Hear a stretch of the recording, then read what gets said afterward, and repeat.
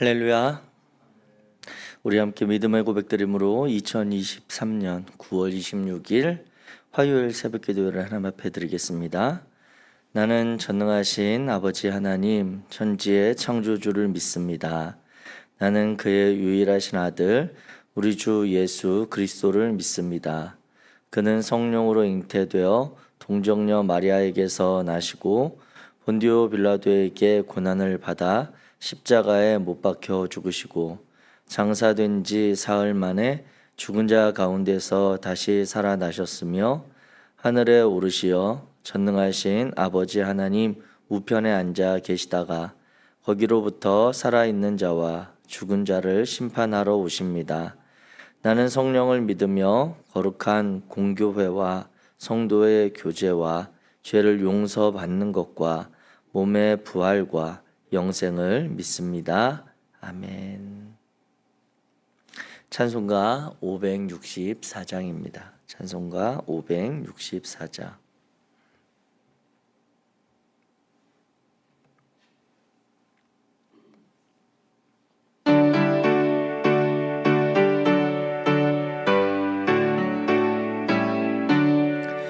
예수께서 오실 때에 그 귀중한 고백 하나라도 남김없이 다 찾으시리. 샛별 같은 그 고백 멸류 안에 달려 반짝반짝 빛나게 비치리로다.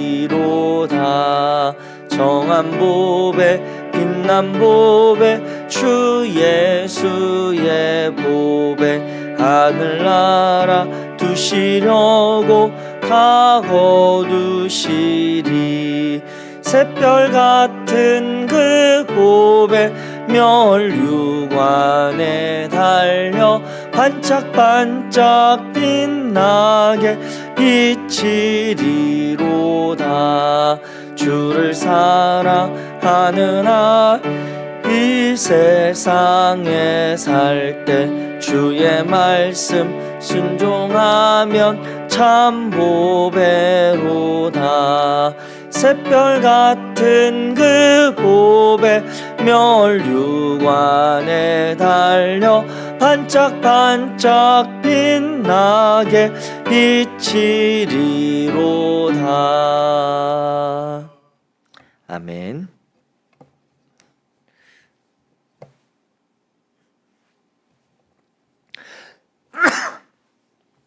오늘 함께 읽으실 하나님의 말씀은 잠언 2장입니다. 구약성경 잠언 2장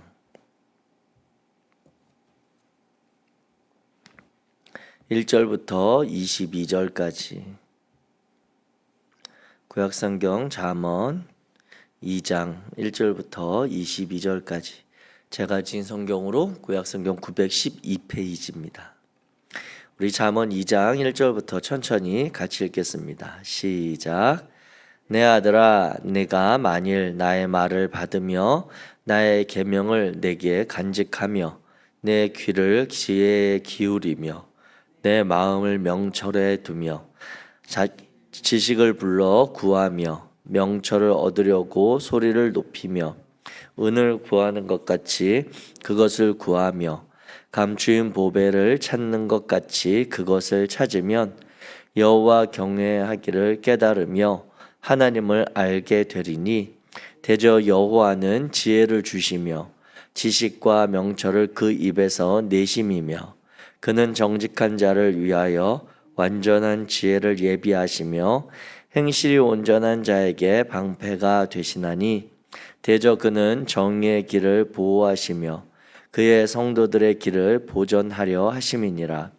그런즉 내가 공의와 정의와 정직 곧 모든 선한 길을 깨달을 것이라.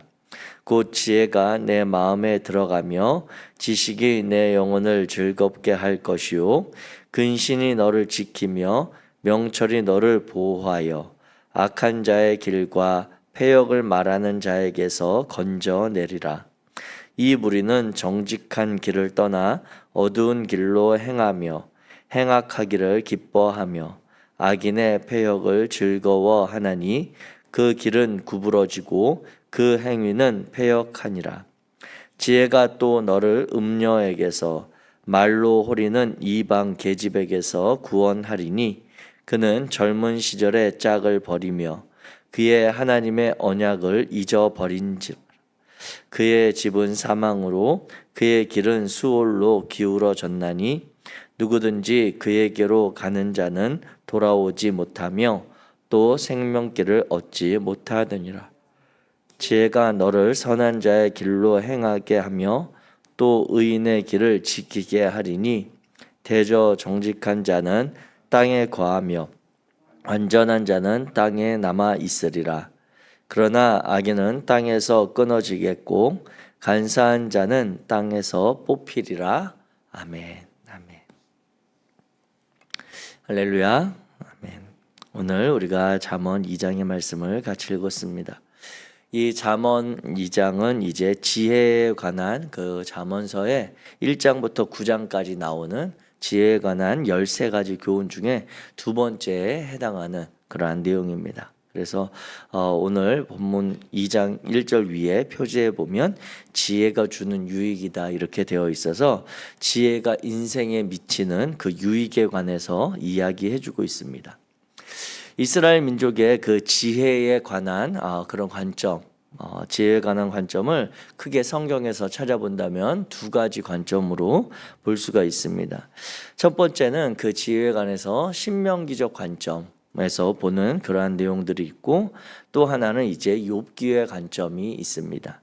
이것은 지혜뿐만 아니라 복에 대한 관점일 수도 있고 이스라엘 백성들의 사고에 영향을 미치는 그런 관점인데 신명기적 관점은 무엇이냐면 신명기적 관점은 인과응보의 사고입니다. 즉 그래서 어떤 하나님 앞에서 복을 받는 인생은 그가 마땅히 하나님께 복을 받을 만한 그러한 일들 그러한 원인이 있었다라고 하는 것이고 그가 화를 당하거나 어려움을 당한 것은 그것 또한 하나님 앞에 범죄하거나 하나님의 뜻에 순종하지 않은 그러한 죄에 기인한 잘못이라고 하는 것이죠.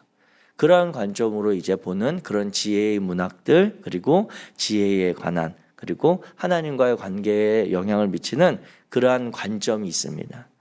또 하나의 관점은 욥기의 관점입니다. 이 욥기의 관점은 우리가 잘 아는 것처럼 의로운 자의 고난에 대해서 이야기하고 있고 그 의로운 자를 또 하나님께서 회복하시고 구원하시고 그에게 복을 내리시는 그러한 관점으로 되어 있습니다. 그래서 욥기에 보면 어떻게 보면 이 두 가지 관점이 치열하게 충돌하고 있죠. 그 내용이 바로 이제 욥기 1장에서 보면 우리는 하나님께서 그 사단의 그러한 시험 앞에 하나님께서 그 욥을 내어주시며 그 욥을 그럼 네가 마음대로 시험해 봐라. 그 욥에 대한 신뢰 가운데 있었던 그러한 상황을 염두에 두고 보지만 그의 친구들은 와서 끊임없이 욥에게 이야기하는 것은 네가 이렇게 하루아침에 고난을 당하는 것, 어려움을 당하는 것은 잘 생각해 봐라. 그건 네가 하나님 앞에 잘못한 것이 있기 때문이다 라고 하는 것을 계속해서 이야기합니다. 즉 욥기에 보면 이 사고가 두 가지가 치열하게 충돌하기도 하는 그러한 모습이지만 욥은 끝까지 그렇지 않다. 나는 하나님 앞에 의로웠고 하나님 앞에 그와 같은 이런 어려움을 당할 만한 잘못을 행한 바가 없다라고 계속해서 항변하지만 친구들은 그렇지 않다라고 하는 인과응보의 그런 관점으로 계속해서 이야기합니다. 이 우리가 잠언을 지금 말씀을 나누면서 특별히 이러한 이스라엘 민족의 사고와 성경에 나타난 관점을 이야기하는 것은 이 잠언은 대표적인 이 지혜 문학 1장부터 9장까지 이르는 그 내용에 보면 잘못 우리가 읽으면 신명기적 관점에서 이 욥기의 내용을 받아들이기가 쉽습니다. 즉 여기에서 이렇게 표현되어지는 그러한 조건들 즉 다시 말하면 오늘 본문에도 보면 2장 1절부터 5절까지 그리고 이어지는 그 8절까지 내용과 그 더 확장해서 22절까지 이르는 내용을 보면 하나님 앞에서 지혜를 이렇게 구하면 하나님이 지혜를 주신다라고 하는 그러한 것으로 결론 맺어지고 결국 그것을 오늘 본문의 표현을 따라서 보게 되면 그가 간절히 사모하고 바랐던 그 지혜의 결국이 21절 2절에 보면 땅을 얻는 것으로 귀결되는 것을 보게 됩니다. 즉 그래서 이 잠언이 이제 그런 문학적인 표현의 방식은, 그러한 형식은 신명기적인 관점에 표현이 등장하는 것 맞습니다. 그러나 우리가 지혜롭게 이 잠언을 읽어야 될 것은 무엇이냐면, 결국 이 잠언에서 이야기하고 있는 것은 이 땅에서의 복을 누리기 위한 그러한 지혜를 찾고자 하는 열망이 아니라고 하는 것입니다. 즉 인과응보적으로 우리가 이와 같이 열심히 하나님 앞에 순종하며 복을 구하는 그것이 이 땅에서 잘되고 형통하기를 구하는 그러한 내용으로 읽어지면 이 잠언에 대해서 오해하게 된다라고 하는 것이죠. 잠언 2장에서 이제 구체적으로 이야기하고 있는 내용을 보면 이제 2장 1절부터 내 아들아 이렇게 시작을 합니다. 즉 이제 1장부터 9장까지 가는 과정 가운데서 이제 2장부터 3장, 4장, 5장에 이르는 과정은 다 처음이 내 아들아 이렇게 시작을 합니다. 즉 아비의 말과 그리고 계명을 목표로 삼은 현실적인 그런 약속에 대한 이야기로 읽혀지기 쉽지만, 그 내용의 중간에서 하나님이 끊임없이 우리에게 깨닫게 하는 것은 하나님과의 바른 관계, 그것을 보게 한다라고 하는 것입니다. 즉 2장 전체를 통해서 우리가 읽을 수 있는 것은 이 땅에서 어떻게 우리가 살아갈 것인가 하는 것을 이 잠언 2장은 이야기해 주고 있는데, 그것이 이제 앞부분 전반부와 후반부로 나누어서 우리가 볼 수 있겠습니다. 먼저 2장에서 우리가 이 땅에서 어떻게 하면 지혜롭게 잘 살 수 있을까, 우리가 진실되게 추구해야 할 것은 무엇인가 라고 하는 내용이 2장 1절부터 8절에 등장하고 있습니다. 지혜를 구하는 궁극적인 목표에 대해서 이야기해 주고 있는데, 그것은 현실적인 삶의 우리의 만족함, 안락함이 아니라 즉 그것을 얻기 위한 세상적인 처세로서의 지혜를 추구하는 것이 아니라 하나님을 바르게 알고 하나님을 경외하기 위한 지혜를 추구하고 있다라고 하는 것입니다. 그래서 오늘 본문 2장 5절 말씀에 보면 여호와 경외하기를 깨달으며 하나님을 알게 되리니 이렇게 이야기합니다. 그런데 그 앞에 있는 1절, 2절, 3절, 4절을 보면 내 아들아 네가 내 말을 받으며 나의 계명을 간직하며 내 귀를 지혜에 기울이며 내 마음을 명철에 두며 지식을 불러 구하며 명철을 얻으려고 소리를 높이며 은을 구하는 것 같이 그것을 구하며 감추인 보배를 찾는 것 같이 그것을 찾으면, 이와 같이 애쓰고 힘쓰고 최선을 다해서 그가 찾아낸 것이 무엇이냐면 결국 여호와를 경외하는 것을 깨닫고 하나님을 알게 되는 것이라고 하는 것입니다. 즉 이 지혜를 통해 얻게 되는 가장 큰 기쁨과 궁극적인 목적은 무엇이냐면 하나님을 바로 알게 되는 것이라고 하는 것입니다. 이 하나님을 경외하며 깨닫는 것은 인간의 지적인 탐구, 연구, 그것으로 얻어지는 것이 아니라 그가 하나님과의 신앙적인 체험을 통해서 얻어지는 것임을 기억하시기 바랍니다. 하나님에 대해서 바르게 경외할 수 있는 것, 그 하나님을 두려워하며 그 하나님 앞에 겸손히 낮추는 가운데 하나님의 은혜와 그 하나님의 사랑을 받게 되는 그것은 인간의 학문을 연구하듯이 우리가 많은 고민과 그러한 생각 속에서 깨달음으로 얻어지는 것이 아니라 철저하게 하나님의 뜻에 순종하며 그를 예배하는 과정 가운데서 경험되어진다라고 하는 것입니다. 하나님께서 어떤 분이신지, 하나님께서 어떤 인생에게 복을 주시는지, 하나님께서 어떻게 그들과 동행하시는지는 우리가 그를 통해서 배우는 것이 아니라 우리가 하나님의 말씀에 순종하는 과정 가운데서 얻어지는 것임을 기억하시기 바랍니다. 우리가 앞서 읽었던 어제 읽었던 잠언 1장에서도 이야기하듯이 여호와를 경외하는 것이 지혜의 근본이라고 이야기했고, 이것은 이후에 보게 되는 전도서와 그리고 야고보 사도가 이야기했던 그 후하게 주시는 하나님의 지혜, 그치지 않고 필요한 자들에게 허락하시는 그 하나님의 마음을 깨닫게 하는 것과 같습니다. 우리가 인생에 있어서 살아감에 필요한 모든 기반은 하나님과의 올바른 관계에 있음을 기억하시기 바랍니다. 다른 이 세상에 우리 앞에 있는 문제와 그리고 여러 가지 현안을 풀어갈 수 있는 즉각적이고 찰나적인 그러한 방법에 있는 것이 아니라 우리 온 인생 전체를 지으시고 이끌어 가시는 하나님을 바르게 이해하고 그분의 뜻에 순종하며 그분의 말씀을 따라 살려고 하는 그 삶이 바로 그 인생의 결국을 복되게 하는 가장 큰 지혜임을 우리는 깨닫게 되어지는 것입니다. 이와 같이 2장 1절부터 8절에 이르면 아비는 지혜를 얻으려고 은과 보배를 찾는 것 같이 간절히 그것을 사모하며 찾으라고 이야기합니다. 신약에서도 보면 예수님께서 우리에게 말씀하신 그 복음서의 말씀에 따르면 우리에게 오히려 이 지혜를 추구할 것이 아니라 예수님께서는 그 하나님의 나라와 의를 구하라고 우리에게 이야기하고 있습니다. 즉 하나님께서 주시는 그 지혜, 이 말씀을 통해 우리가 이제 살아가야 될 그 삶은 그 지혜를 추구하는 삶이 아니라 그 지혜로 우리에게 말씀하신, 이미 깨닫게 하신 하나님의 마음을 붙들고 살아가는 것입니다. 사랑하는 성도 여러분, 저와 여러분이 이 하나님과의 바른 관계 안에서 이제 하나님의 뜻에 순종함으로 하나님을 온전히 경외하는 삶, 하나님을 온전히 발견하며 동행하는 삶을 살아가시기를 주의 이름으로 축복합니다. 이것이 바로 이 땅에서 우리가 먼저 찾아야 할 것들, 우리가 주목하며 우리가 집중해야 할 것입니다. 그렇다면 이제 이 지혜가 주는 이 땅에서 유익이 이제 결론적으로 나타나는 2장 20절부터 22절의 말씀을 같이 한번 살펴보도록 하겠습니다. 우리 2장 20절부터 같이 읽습니다. 시작. 지혜가 너를 선한 자의 길로 행하게 하며 또 의인의 길을 지키게 하리니 대저 정직한 자는 땅에 거하며 완전한 자는 땅에 남아 있으리라. 그러나 악인은 땅에서 끊어지겠고 간사한 자는 땅에서 뽑히리라. 아멘. 오늘 본문에서 이제 이 이스라엘 민족들에게 주어진 그러한 땅에 대한 약속을 우리는 보게 됩니다. 이 땅에 관한 약속은 이스라엘 민족에게 아주 특별한 약속입니다. 오늘날 이 시대를 살아가는 우리들도 이 대한민국 안에서 어떻게 땅 한 평을 내 소유를 가질 수 있을까?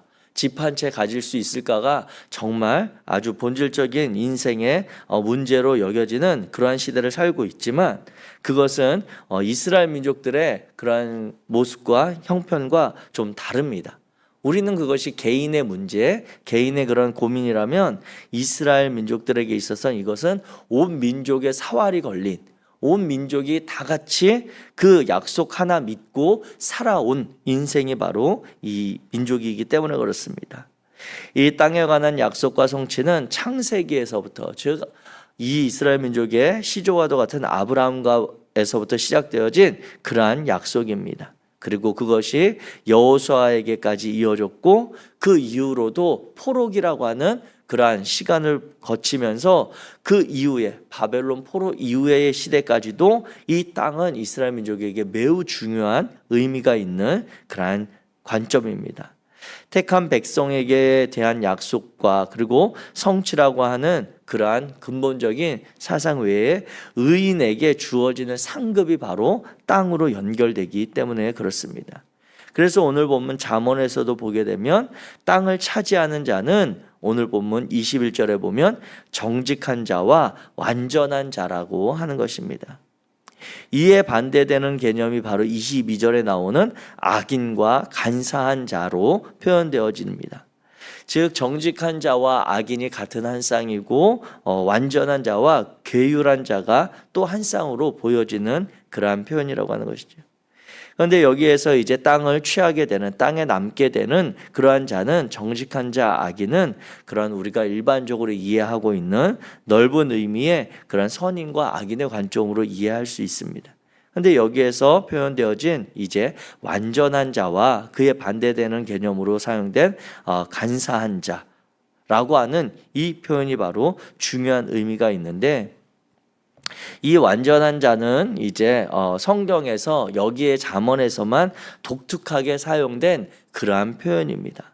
이 원어는 테미님이라고 하는 이 단어는 이제 복수형인데 단수로 언제 다른 곳에 사용되었냐면 창세기 6장 9절에 보면 노아에 대해서 한번 사용이 되고 또 17장에 가게 되면 아브라함에게 그 단수형으로 특정한 인물들을 지칭해서 사용되었습니다. 즉 노아와 아브라함은 둘 다 땅과 매우 밀접하게 관련된 이들이었습니다. 노아는 홍수로 인해서 온 세계가 즉 고대곤동의 세계가 이제 땅을 잃어버린 그 상황 가운데 새로 이제 구원받고 그 물이 그쳐진 그 땅에서 농업을 시작하는 포도 열매를 심고 하나님께 첫 예배를 다시 시작했던 그 인물이 바로 노아이고 이 아브라함은 하나님에게 약속의 땅에 그 언약을 처음 받았던 인물입니다. 즉 완전한 자라고 표현된 이 단어는 바로 노아와 아브라함과 같은 그러한 삶, 하나님 앞에 새로운 구원함을 받은 또 약속을 받은 이들의 삶을 지켜가는 그러한 모습인 것입니다. 비록 그들은 실수도 있었고 허물도 있었고 믿음이 하나님에 합당하지 못했던 모습도 있었지만 그럼에도 하나님께서 맺으신 그 언약을 이루어가는 도구로 사용되어진 인물이라고 하는 것에서 그들의 완전함을 볼 수 있습니다. 즉 정리해서 말하면 이 완전한 자라고 하는 것은 그 개인이 완전하게 행해서가 아니라 그 개인이 하나님 앞에 완벽하게 의로워서가 아니라 하나님께서 만들어 가시는 완전한 자라고 하는 것입니다. 하나님이 함께 하시기에 하나님이 은혜 베푸시기에 하나님이 그들을 붙들어 주시기에 하나님의 약속을 이루어가는 그러한 완전함을 보이는 자라고 하는 것입니다. 이에 반대되는 이제 간사한 자는 이 보그듬이라고 하는 이 원어를 사용하는데 이 단어는 남몰래 행동하는 것, 거짓으로 대하는 것, 그리고 속이는 것, 배반하는 이러한 단어들로 이 성경에서는 사용되었습니다. 즉 완전한 자가 하나님 앞에서 하나님의 약속을 믿고 그 약속을 지켜가려고 즉 여호와 하나님 앞에 끝까지 의리를 지켜가려고 했던 자들이라고 한다면 이 간사한 자들은 하나님 앞에 그 약속에 대해 그들이 신실하지 못한 것 그리고 끊임없이 그것을 의심하며 다른 이들을 속이며 이 땅에서의 삶을 그들이 취하려고 했던 그러한 모습이라고 하는 것입니다. 결국 오늘 잠언에서 이야기하고 있는 그 인생은 여호와 하나님 앞에 그 자신이 완벽해서가 아니라 하나님에 대한 믿음을 지켜가려고 끝까지 의리를 지키는 자들이 땅에 남게 되어진다라고 잠언은 이야기해주고 있습니다. 이와 같은 모습을 볼 때 저와 여러분들의 신앙과 우리의 삶의 자리를 돌아보게 됩니다. 사랑하는 성도 여러분, 저와 여러분들이 매일매일 하루하루의 삶을 살아가게 될 때 우리는 여호와 하나님을 향한 그 믿음 그리고 여호와 하나님의 말씀을 기억하며 살아가고 있는지 다시 한번 돌아보게 됩니다. 우리가 완벽해서 우리가 하나님 앞에 의로워서 우리를 택하시고 구원하신 것이 아니라 하나님의 강권적인 은혜와 하나님의 사랑으로 우리는 구원받았음을 늘 고백하고 인정합니다. 그러나 그것이 우리의 고백일 수는 있지만 과연 우리의 삶에 그것을 온전히 증언하고 있는지 돌아보게 되어집니다. 우리 곁에 있는 이들에 대해서 우리는 얼마나 용납하며 그들과의 관계를 바르게 세워가고 있는지, 우리를 그렇게 용납하시며 사랑하셨던 그 하나님의 사랑을 기억한다면 그 하나님께서 우리에게 기대하시는 삶 또한 우리가 받은 그 은혜와 사랑을 행하며 살아가는 삶일 터인데 우리는 그 모습을 과연 얼마나 기억하고 있는지 다시 한번 저 스스로 돌아보게 됩니다.